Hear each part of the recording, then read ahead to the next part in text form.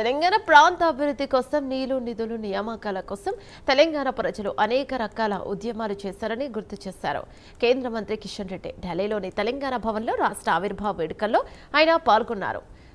విధుల్లో తెలంగాణ నినాదం చేస్తున్న హైస్కూల్ పిల్లలను ఆ రోజు అధికారంలో ఉన్న కాంగ్రెస్ పార్టీ వారిని తుపాకులతో కాల్చి చంపిందన్నారు.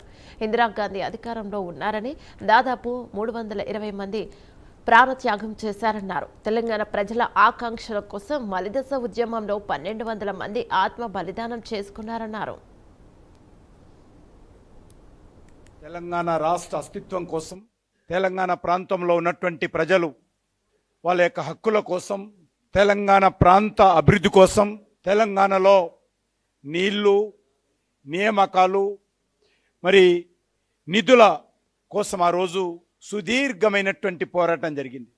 ఆ రోజు అధికారంలో ఉన్నటువంటి మరి కాంగ్రెస్ పార్టీ రాష్ట్రంలో కానీ ఢిల్లీలో కానీ నిర్దాక్షిణ్యంగా తెలంగాణ ఉద్యమాన్ని అణిచివేసే ప్రయత్నం చేయడం జరిగింది. చివరకు ఢిల్లీలో ఇదే పార్లమెంట్ దగ్గర యాదిరెడ్డి అనేటువంటి తెలంగాణ విద్యార్థి ఇక్కడ ఆత్మహత్య చేసుకున్న విషయాన్ని సందర్భంగా మని వస్తున్నాను. ఒక్కరు కాదు, ఇద్దరు కాదు, 1200 మంది తెలంగాణ బిడ్డలు ఆత్మ బలిదానం చేసుకొని మరి తెలంగాణ ప్రజల ఆకాంక్షల కోసం ఆ రోజు పోరాటం చేస్తే చివరకు మరి తెలంగాణ ప్రజలందరూ కూడా సకల జనుల సమ్మెతో అనేక రకాల పోరాటాలు నిర్వహించడం జరిగింది.